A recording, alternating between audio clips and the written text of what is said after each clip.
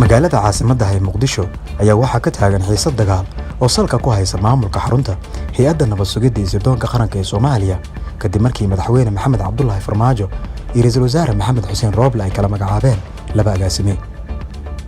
ra'iisul wasaaraha xukuumadda xilgaarsiinta ee Soomaaliya ayaa agaasimaha hay'adda nabad sugidda iyo sirdoonka qaranka Soomaaliya u magacaabay Bashiir Maxamed Jaamac Bashiir Goobe. hase yeeshee madaxweyne Farmaajo ayaa ka daba magacaabay Yaasiin Farey, taasi oo abuurtay loolan iyo xiisad siyaasadeed.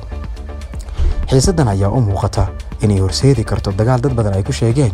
inuu noqon doono midkii madaxweyne Farmaajo uu dalka uga bixi lahaa haddii uu nasiib u yeesho in aan lagu dilin.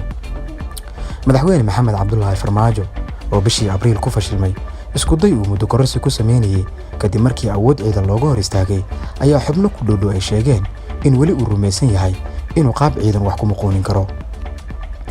xog aan helnay ayaa sheegaysa in dhammaan ciidamada dawladda federaalka Soomaaliya ay ka soo horjeedaan madaxweyne Farmaajo marka laga reebo laba ciidan oo weli taageero u muujinaya, kuwaasi oo kala ah ciidamada Gorgor ee militariga iyo kuwa Duufaan oo ka tirsan hay'adda nabad sugidda iyo sirdoonka qaranka Soomaaliya.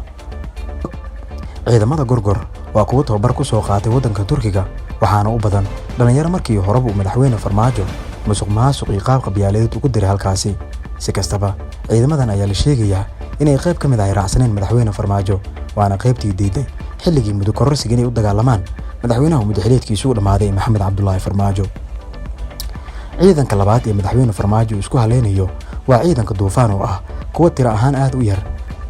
ciidankan waxay badankood yihiin kuwa uu qoray agaasimihii hore ee hay'adda nabad sugidda iyo sirdoonka qaranka Soomaaliya Fahad Yaasiin Xaaji Daahir, waxayna isugu jiraan dhalinyaro laga keenay gobolka Gadow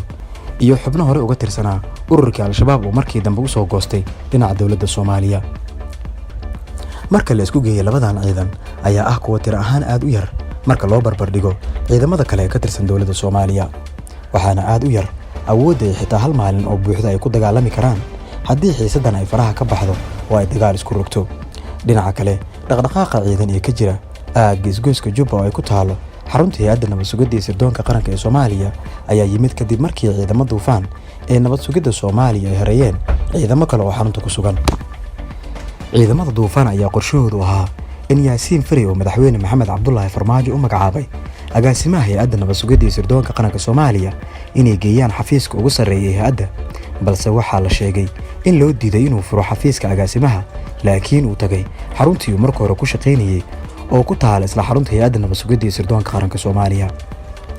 sarkaal lagu magacaabo Maxamed Xasan oo ah taliyaha ciidanka waran ee hay'adda nabad sugidda iyo sirdoonka qaranka Soomaaliya oo ah ciidankii ilaalinayay xarunta taliska ayaa diiday qorshihii Villa Soomaaliya maanta ay ka damacsaneed xaruntaasi, iyadoo xiisadu muddo taagneed kadib ay dib u gurasho sameeyeen ciidankii Duufaan. Maxamed Xasan oo ku beel ah ra'iisul wasaaraha xukuumadda xilgaarsiinta ee Soomaaliya Maxamed Xuseen Rooble ayaa la sheegay inuu yahay sarkaalkii hadda ka hor diiday inuu weeraro hotel Maa'ida ee madaxweyne Xasan Sheekh Maxamuud uu ku sugnaa, taasi oo keentay in la xiro inkastoo markii dambe la sii daayay. si kastaba